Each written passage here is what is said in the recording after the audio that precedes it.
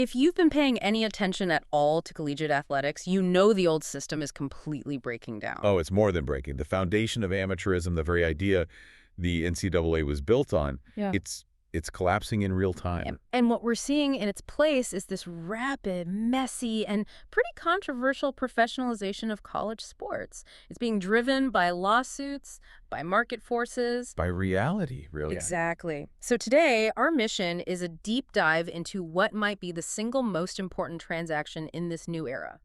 We're talking about the pioneering and, frankly, shocking deal between the University of Utah and a private equity firm, Otro Capitol. And we have to be clear right from the start. This is not just about, finding a new soda sponsor for the stadium. Yeah. What Utah is doing here is a fundamental structural shift. They are abandoning the old donor-subsidized nonprofit model that has defined college sports for a century. And replacing it with what? With a leveraged, profit-seeking enterprise. The kind of corporate structure you'd expect to see running a professional sports team, not a university department. Okay, let's unpack that because, wow, a public university doesn't just decide to sell a piece of its future to Wall Street on a whim. Something had to force their hand. What was it? What was that radical choice all about? It all boils down to one thing: an immediate, and I mean existential, liquidity crisis. A need for cash. A massive need for cash.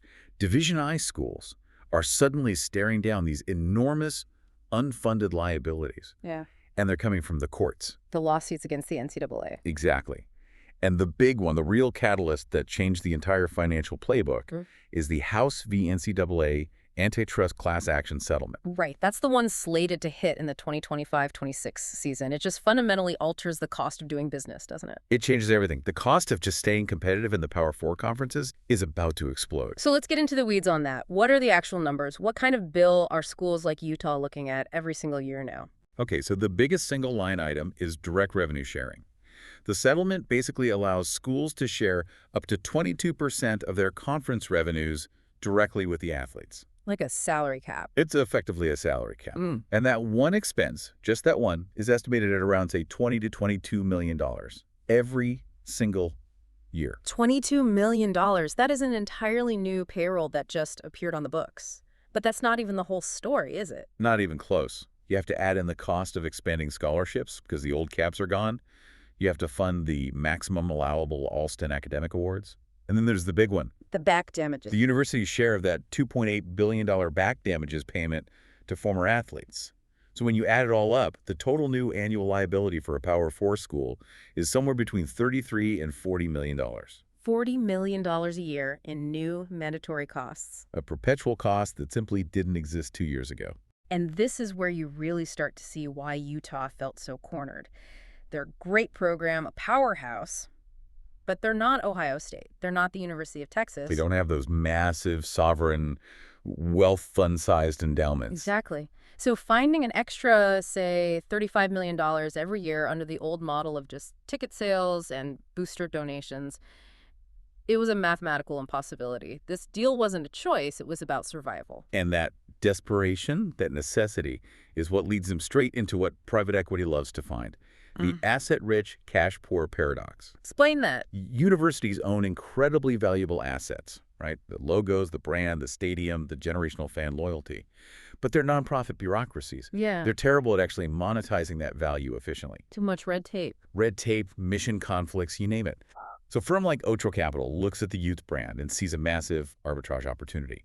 They see an undervalued asset that professional management can unlock. Okay, so the problem is a $40 million hole, and the solution is this complex deal. It's not a simple bank loan, which other schools have tried. Right. They created a very specific structure for this, a special purpose vehicle, or SPV.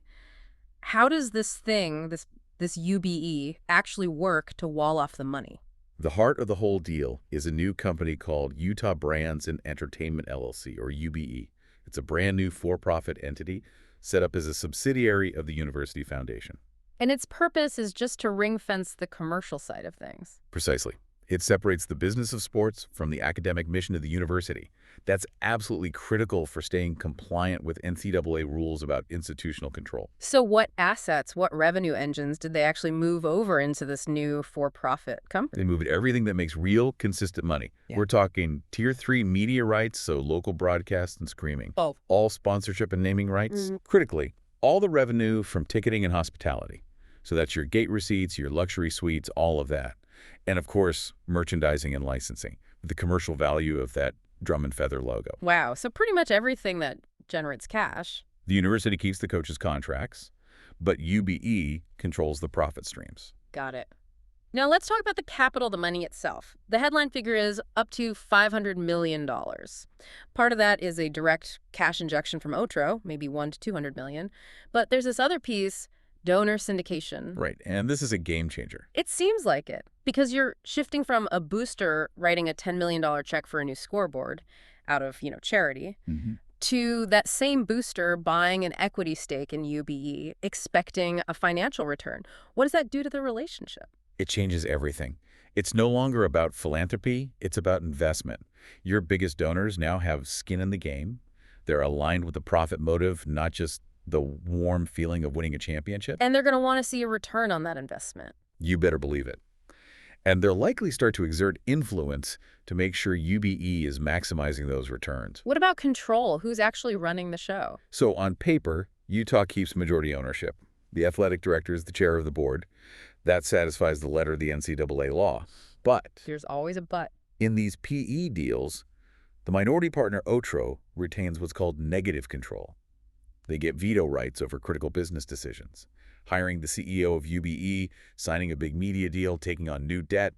The university runs the team, but Otro runs the business. And that brings us to Otro Capital itself. This isn't just some generic investment fund, is it? These are sports money guys. Oh, absolutely. The firm was founded by Alex Scheiner, Brent Steelick, guys who came directly from Redbird Capital Partners, The group that owns AC Milan. and has deep ties to the Yankees and the Cowboys. These aren't passive investors, they are operators. Their entire history is an aggressive monetization of sports assets, squeezing every last drop of value out of a brand. And we have a pretty good case study for their playbook, right? Their most high-profile investment before this was a stake in the Alpine Formula One team. Yes, the 24% stake that brought in celebrity investors like Ryan Reynolds and Patrick Mahomes. So when you look at what they did with Alpine, should we expect a more Hollywood approach to Utah football? You should expect that aggressive commercial mentality for sure. The Alpine playbook was all about scarcity marketing, overhauling the merchandise lines, integrating celebrities to drive global awareness. You're probably going to see that drum and feather logo marketed in ways you never imagined. But the Alpine story isn't all positive, is it? There's a real warning sign there. A huge one. Since Otro got involved, the Alpine F1 team has been plagued by management instability, constant turnover at the top, and critically on-track underperformance. Which suggests what? It suggests that private equity demands immediate high-pressure results. And if they don't get them, they start forcing changes to protect their investment. So the uncomfortable question for Utah is, if the football team has a couple of bad seasons, how long before Otro starts pushing for a new coach or a new AD? Exactly. It puts their equity at risk. And that potential conflict leads right into the biggest financial critique of this whole thing, what some are calling the payday loan dynamic. By selling, a 10 or 15% stake in UBE, Utah is selling a percentage of its future revenue forever, or at least until they can somehow afford a multi-billion-dollar buyback. That's the model. So this only works if the whole revenue pie grows much, much faster than the slice Otro is taking. If revenue just stays flat, the university just took a permanent pay cut to solve a short-term problem. It's mortgaging the future. That is absolutely the skeptical view, and it highlights the core risk. Yeah. But let's shift gears for a second and look at the pragmatic upside, because there is an immediate, undeniable strategic advantage here. Okay, make the case. Why take this risk? Because that cash infusion creates an instant war chest. It gives them a massive competitive advantage. Utah can now walk into any recruit's living room and guarantee them the full $22 million revenue share allowed under the House settlement from day one. While other schools are scrambling. While other schools in their conference are trying to figure out if they need to cut sports or take on massive debt just to fund that same liability, Utah offers guaranteed financial certainty, and right now, that is the ultimate currency in recruiting. It also completely professionalizes their whole NIL operation, doesn't it? It moves it beyond those messy donor collectives. Far beyond. UBE can now act as a professional in-house talent agency. They can package athlete NIL rights directly into huge corporate sponsorship deals. Like that Delta Airlines example that's been floated around. Exactly. It's sustainable, it's professional, it's way more attractive to an elite recruit than just hoping some local boosters collective has enough cash that month. And then there's the facilities arms race. All right. Utah's building a new $62 million indoor football facility. This PE money ensures their operating budget isn't being strangled by paying for that and paying the players. They can do both at the same time. So when you put it all together, this isn't just about winning the Big 12. This is a massive, all-in bet on conference realignment. It's a high-stakes play. They're using this capital to artificially inflate their valuation right now. To make themselves look as attractive as possible for an invitation to the Big 10 or the SEC. Before those two conferences potentially lock the doors for good, it's a calculated, some would say desperate risk to climb that last rung of the ladder. But with that high reward comes a lot of risk. And we have to talk about the boogeyman in the room here, the political and tax fallout. This is the big unknown. The deal has already got the attention of lawmakers in D.C. If Utah is creating a for-profit company to run its sports, how does that square with its status as a nonprofit university? That's the vulnerability. You have people like Senator Cantwell and Representative Baumgardner asking very publicly if a university involved in a PE deal like this should even be allowed to keep its 501c3 tax-exempt status. And if they lost that, the whole model falls apart. The whole financial calculus is destroyed. But even short of that, there's another major threat from the IRS. It's called Unrelated Business Income Tax, or UBA. Okay, what is UBA and how could it cripple this deal? The IRS could rule that the profits coming from this for-profit company, UBE, back to the university, are, well, unrelated to its educational mission.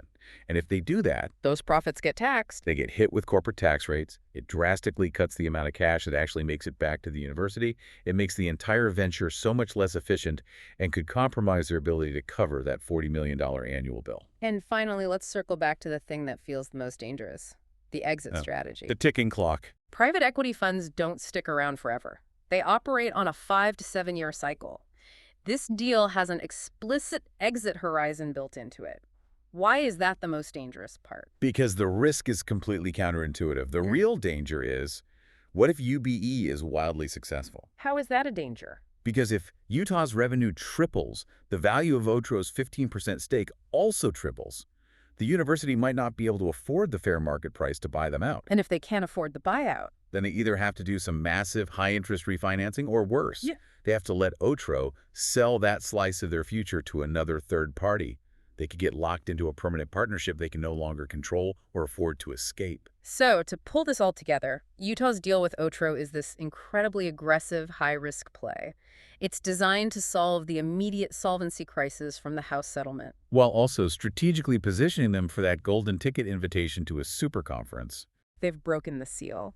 And despite all these risks we've laid out, the financial logic of solving a $40 million a year problem with a $500 million cash infusion, it's just too compelling.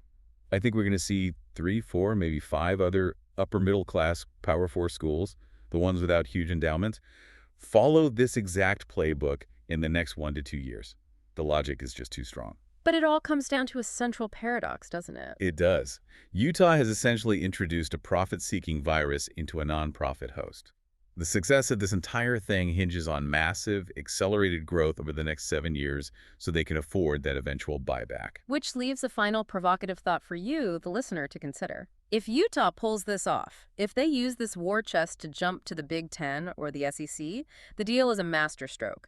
The new media rights money will pay off Otro's exit costs easily. But if they fail, if they don't get that invitation, they could find themselves stuck in a devalued conference, burdened with this heavy, permanent commercial partner, siphoning off revenue they desperately need.